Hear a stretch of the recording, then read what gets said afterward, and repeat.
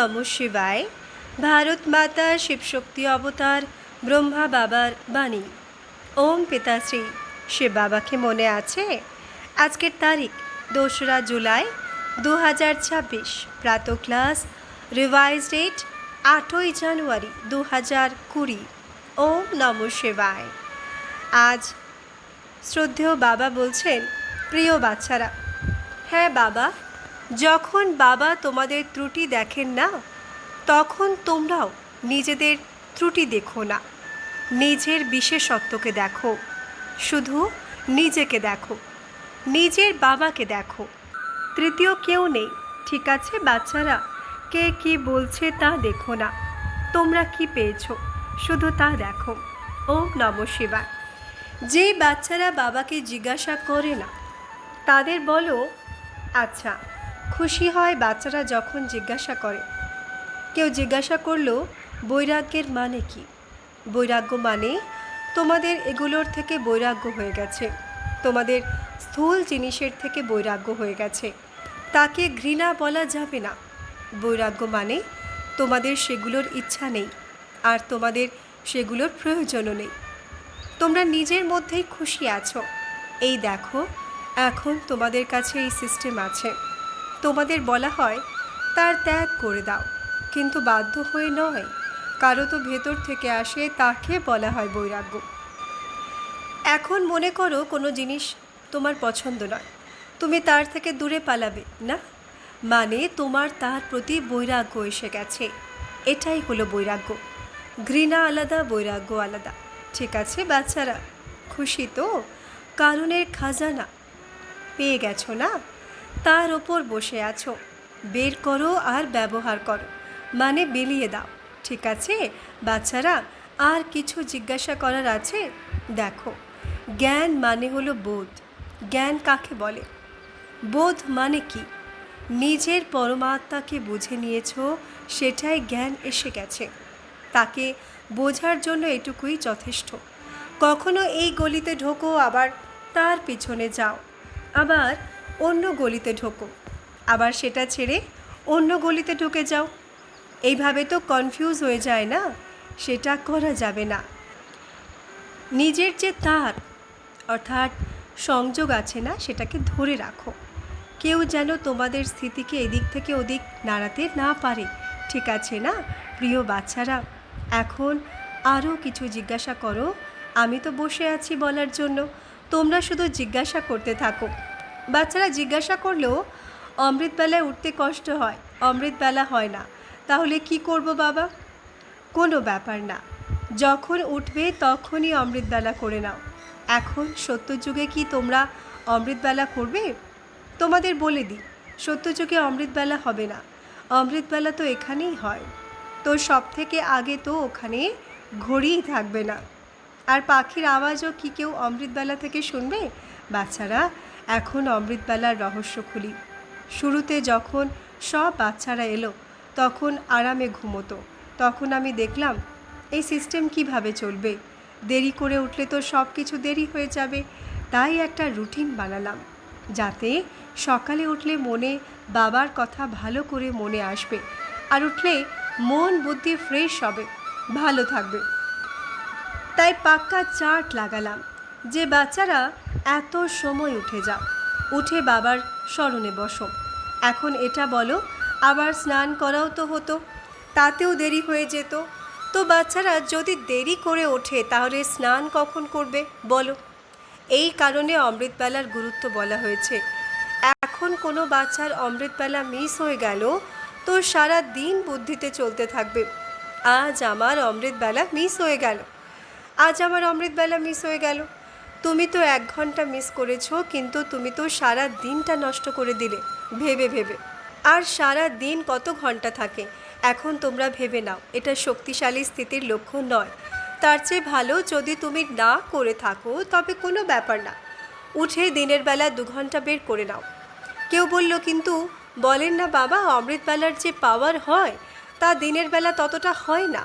আচ্ছা, তাহলে যেটা মিস হয়ে গেল সেই পাওয়ার তো শেষ হয়ে গেল না? যদি সারা দিন ভাবো আজ হয়নি, আজ হয়নি, এটা কি, একে কি যোগ বলবে? চলো সকালে হয়নি তো সেই সকালের কারণেই তোমরা সারা দিন মনে ব্যর্থ সংকল্প চলতে থাকবে। তাকে জ্ঞান বলা হয় না, আর সেটা স্মরণও নয়, তাই না? তাতে অবস্থা খারাপ হয়। হ্যাঁ, চেষ্টা করো মন থেকে উঠতে যে আমার বাবা আমাকে ডাকছেন। নিজের কোলে আর ঘুমিয়ে পড়ো। কখনো কোনো দিন খুব ক্লান্তি হয়ে গেল, ঠিক আছে, মনে এটা ভেবে ঘুমোও যে উঠবে। যদি উঠতে না পারো তবে কোনো ব্যাপার না, নিজের মনকে ডিস্টার্ব করবে না। যদি 5টা বেজে যায়, আগে তো ভাবতে থাকবে আমার মিস হয়ে গেল, মানে 5 ঘন্টা ভেবে ভেবেই কেটে গেল। 5 ঘন্টা তো এমনিই নষ্ট হয়ে গেল। যদি সেই 5 ঘন্টা বসে ভালোবেসে বাবাকে স্মরণ করতে, তবে 5 ঘন্টার পুরুষার্থ জমা হতো, হতো না? বের করে দাও মন থেকে এই কথা। সত্যযুগে কোনো অমৃতবেলা হবে না। স্মরণ সহজ বাচ্চারা, এটাকে একদম এতটাই কঠিন বানিয়ে দেওয়া হয়েছে যে বাচ্চারা বুঝতেই পারছে না যে এখন কি করবে। এটাকে এতটাই সহজভাবে নাও। মনে করো তুমি 2 মিনিট দেরি করেছো, 4 মিনিট দেরি করেছো, চলো আধ 1 ঘন্টাও হয়ে গেল, তবে তুমি বসে পড়ো। বাবা, আজকের জন্য ক্ষমা চাইছি, আজ আমার অমৃতবেলা মিস হয়ে গেছে, কিন্তু আমি এটা বলবো যে সারা দিন আমার বুদ্ধিতে আপনিই যেন সমাহিত থাকেন। এটাই সরল, এটাই সহজ সরল, বুঝে গেছো না? আর যদি রাতে কোনো ব্যথা হয় তবে অনেক সময় রাত জেগে থাকতে হবে। কিন্তু অনেক বাচ্চারই রোগ হয়ে গেছে না, রাতে জাগে আর সকাল পর্যন্ত ঘুমায়। কিন্তু না, একটু রুটিন বানালে না এটা ঠিক হয়ে যাবে। এটা ভুল যে সারা রাত জাগরণ করে আর ভোর 4টের সময় ঘুম পায় তো ঘুমিয়ে পড়ে। কোনো কোনো বাচ্চা এমনও আছে সারা রাত জাগবে, বিজ্ঞানের সাধনে ব্যস্ত থাকবে, আর সকালে অমৃতবেলা হবে। দাঁড়াও, এখন তো আমার ঘুম পাচ্ছে, বাবা গুড মর্নিং আর গুড নাইটও একসাথে এমন বলে। একটা নয়, ন্যাচারাল জাগা। যদি আপনি সেবায় ব্যস্ত থাকেন বা আপনি কোনো কাজে ব্যস্ত থাকেন বা আপনার মানে কোনো লৌকিক কাজকর্ম আছে, সেটা আলাদা কথা। কিন্তু যদি আপনি এই টেলিফোনে ব্যস্ত থাকেন, কিন্তু কিছু এতে সিস্টেম দেখতে থাকবেন, কিছু করতে থাকবেন, তবে আপনি ঘুমোবেন না।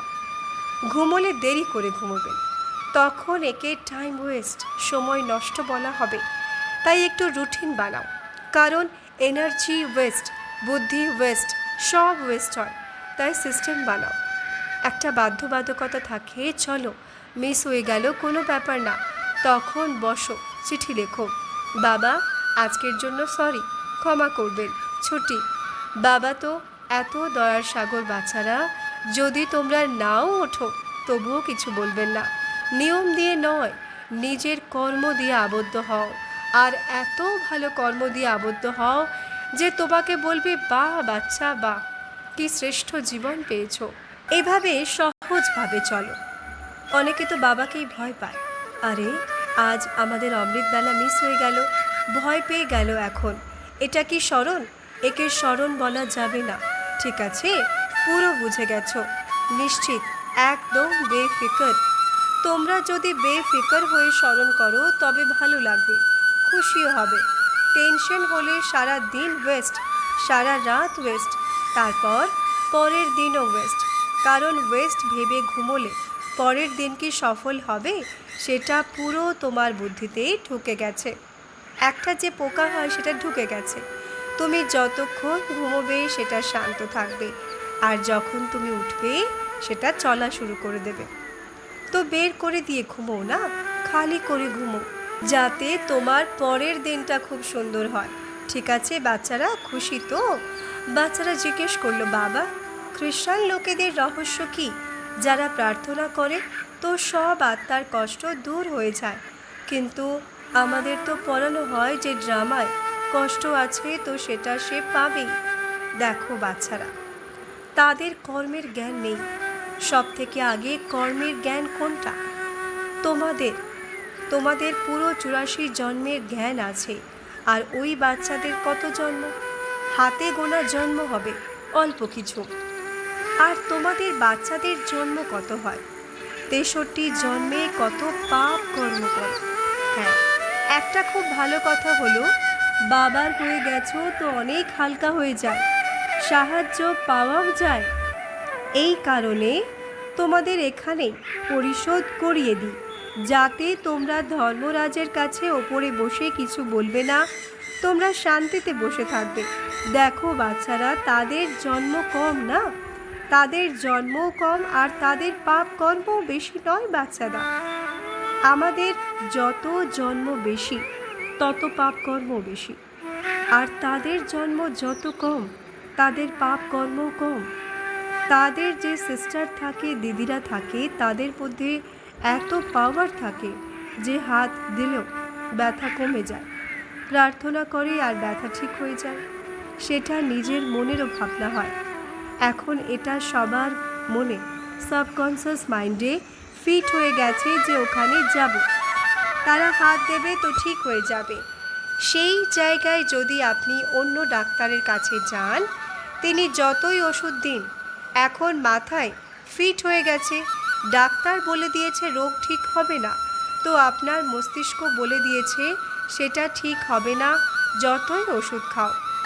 আর কোনো দিন আপনি জানতে পারলেন, আপনি ওখানে যান, আপনাকে স্পর্শ করবে না, আপনি ঠিক হয়ে যাবেন। মস্তিষ্ক থেকে ঠিক হলো তো শরীর থেকেও ঠিক হয়ে গেল। বাবা সব জায়গায় বাচ্চাদের চালান, তাদেরও তাদের ভক্তির ফল দেন। তোমরাও দেখো বাচ্চারা, তারা কত সত্য মনে স্মরণ করে। তোমরা বাচ্চারা করো না, একদম হৃদয় থেকে, মন থেকে, পরিষ্কার পরিচ্ছন্ন, এক লগন দিয়ে। অনেকে তো বাচ্চায় পথভ্রষ্ট হয়ে যায়। বাবা জ্ঞান ভালোর জন্য দেন, কিন্তু বাচ্চারা জ্ঞানকে ভুলভাবে গ্রহণ করে। বাচ্চারা বলে এখন বাবা পুরো 84 জন্ম এটাই করতে হবে, এই পাপ কর্মই আসবে, এভাবেই কাঁদবো, এটা কি না বাচ্চারা, এমন ভেবো না। খুশি এই বিষয়ে থাক যে আমার বাবা আমার সাথে আছেন। তাদের যেমন জন্ম কম তো তাদের পাপ কর্মও কম, বাচ্চাদের জন্ম বেশি, পাপ কর্মও বেশি। তো খুশি এই বিষয়ে যে এই শরীর দিয়েই কষ্ট চুক্ত হচ্ছে, এমন নয় যে পাওয়ার তাদের মধ্যে আছে, না, সেটা বাবার পাওয়ার। তাদের কাছে পাওয়ার কোথা থেকে এলো আগে বলো। সেই পাওয়ার কোথা থেকে মিলেছে? ডাইরেক্ট বাবার থেকে মিলেছে। তারা তাদের ভক্তির ফল পায়, আর তোমরা বাচ্চারা স্মরণের ফল পাও সত্যযুগে। তারা তাদের ভক্তির ফল পায় এই জন্মেই। ঠিক হয়ে গেল? ঠিক আছে, আজ বাচ্চাদেরও বসে যোগ করতে হবে না। যোগ মানে সহজ রীতিতে তোমরা বলো, চলো বাবা উড়ে চলি, আর গিয়ে পুরো বিশ্বকে সাক্ষাৎ দিই। বাবা আমাদের সূক্ষ্মবতনে নিয়ে চলুন। আচ্ছা, সূক্ষ্মবতনে ওখানে আগে বলো কি করবে? বাচ্চা বলল, বাবা আপনার সাথে সবাইকে সাক্ষাৎ দেব না, সূক্ষ্মবতন থেকে নয়, এখান থেকে সাক্ষাৎ দাও। আগে ওপরে যাও, পুরো গোলকের ওপরে বসে যাও, আমিও ওখানেই মিলব, তোমরা চলো সাথে। কিন্তু সব থেকে আগে নিজের বুদ্ধিকে দেখে নিও যে স্থির আছে কিনা। তোমার বুদ্ধি স্থির থাকলে 1 সেকেন্ডের কাজ টেনে নেওয়ার। ঠিক আছে? দেখো বাচ্চারা, যদি তোমরা বাচ্চারা একদম নিশ্চিন্ত থাকো, বুদ্ধি থেকে খালি, আমি এখানে ভ্রুকুটিতে বসে আছি, আর আমার বাবা আমার এভাবে হাত ধরলেন আর এভাবে টেনে নিয়ে চলে গেলেন ওপরে। তোমরা ওপরে বসো, এভাবে ভাববে তোমরা সবাই একে অপরের সামনে পুরো গোলকের ওপরে বসে আছো, আর চারপাশ থেকে পুরো গোলকের ওপর দৃষ্টি দিচ্ছ, আর তোমাদের সবার দৃষ্টি মিলে পুরো গোলকে সমাহিত হচ্ছে। আর যে আত্মারা ছটফট করছে তারা মুক্ত হয়ে ওপরে সেই লাইটের সাথে আটকে ওপরে সূক্ষ্মবতনে গিয়ে সব আত্মারা ওখানে বসে গেছে। এইভাবে নিজের বুদ্ধিতে পুরো সংকল্প বানিয়ে নাও, দৃশ্য বানিয়ে নাও। সব আত্মাদের মধ্যে নিচে পুরো সমাহিত হচ্ছে, যেমন তোমাদের লাইট সব আত্মার ওপর পড়ছে, তাদের শরীর 1 সেকেন্ডে ছেড়ে দিয়ে তারা তোমাদের পিছনে পিছনে সূক্ষ্মবতনের যাত্রায় যাচ্ছে। ঠিক আছে? আজ বিশেষ সব বাচ্চাদেরও এখন মেসেজ দিয়ে দিও। দেখো একটা জিনিস, যখন বাবা বাচ্চাদের দেখেন না, তখন কারো ত্রুটি দেখেন না। এটা বাবার নিজের বিশেষত্ব। বাবার কি জানা নেই যে বাচ্চাদের মধ্যে কী ত্রুটি আছে জানা আছে না? বাচ্চা বলল, বাবা আমাদের ভাবনাও যেন এমন হয়ে যায়, আমরাও যেন কারো ত্রুটি দুর্বলতা না দেখি। শুধু তোমরা বাচ্চারা একটা জিনিস বুদ্ধিতে ফিট করে নাও, বাবা নিজের বাচ্চাদের সম্পর্কে A to Z জানেন, কিন্তু বাবা ত্রুটি দেখে দুর্বল করবেন না। বাবা বিশেষত্ব দেখে ওপরে বিশেষ বানিয়ে দেন, হীরা বানিয়ে দেন। ঠিক আছে? তো যখন বাবা তোমাদের ত্রুটি দেখেন না, তখন তোমরাও দেখো না নিজের ত্রুটি, শুধু নিজেকে দেখো, নিজের বাবাকে দেখো, তৃতীয় কেউ নেই। ঠিক আছে বাচ্চারা? বাহ বাচ্চা বাহ। কে কি বলছে তা দেখো না, তোমরা কি পেয়েছো শুধু তা দেখো। শুধু কে কি বলছে ভেবো না, তোমরা কি পেয়েছো? বাবা মেলেছেন না, সিলমোহর লেগে গেছে না, বাবা মেলেছেন। তো তার ওপর কেউ যদি নিজের মোহর লাগাতে আসে, তবে বলো যে এটা আমার বাবার মোহর, এখানে অন্য কেউ কিছু লিখতে পারবে না। ঠিক আছে? পাক্কা মোহর লেগে গেছে। এখন যদি কেউ সেখানে অন্য কিছু লিখতেও চায় না, তবে লিখতে পারবে না, কারণ সেই মোহরের রং এখন এতটাই গাঢ় হয়ে গেছে, সেখানে অন্য কিছু লিখলেও না সেটা দেখা যাবে না। ঠিক আছে না বাচ্চারা? শুধু পাক্কা থাকো, এমন করো নিজের কান বন্ধ করে দাও, না শোনো না দেখো, শুধু বুদ্ধিতে আমার বাবা, শেষ পর্যন্ত বাবার হয়ে থাকবো। আগে একদম বেফিকর হয়ে যাও যে হ্যাঁ আমি আমার বাবাকে পেয়ে গেছি। পেয়ে গেছো না? এখন কেউ যাই বলুক আছে কি নেই, কিন্তু আমি জানি যে আমার বাবা আছেন। যদি আপনি একটু লুকোনো হীরা দেখে থাকেন, তবে শুধু আপনিই দেখেছেন। যদি আপনাকে কেউ বলে যে না না আপনার মাথা খারাপ হয়ে গেছে, আপনি মিথ্যে বলছেন, তবে হীরা তো আপনি দেখেছেন না, সে তো দেখেনি। তো ভুল তারও নয়, কারণ সে দেখেইনি, সে তো জানেই না, তার নলেজই নেই। ঠিক আছে না? যারা টেনশন নেবে না, তোমরা টেনশনের গেট বন্ধ করে দাও, খোলোই না। এই যে বিজ্ঞানের সাধন, এটা গেট যখনই খোলো তখনই চলে আসে। এটা বাবার হাত, কোনো মানুষের হাত নয়। আর বাবার হাতে শক্তি অনেক থাকে। তোমরা বলবে না ছাড়ুন ছাড়ুন, তবুও ছাড়বেন না। কেউ বললেও ছাড়বেন না বাবা, সব থেকে আগে তো তোমরা বলবেই না যে ছাড়ুন। খুশি থেকো বাচ্চারা, তোমাদের কখনো দুঃখী দেখতে চায় না, খুশি থেকো। এত খুশি, এত খুশি, এমন পরিবর্তন আসুক যা তোমাদের দেখে লোক বলবে বাহ কী পেয়েছো, আগে আমাদের বলো। কোনো আত্মা শরীরের যন্ত্রণার কথা উল্লেখ করলো, খুব ভালোবেসে হাত বুলিয়ে দিচ্ছেন বাবা, সব ব্যথা চলে যাচ্ছে, ফিল করো। আমার বাবা খুব ভালোবেসে হাত বুলিয়ে দিচ্ছেন, সবার ব্যথা বেরিয়ে যাচ্ছে।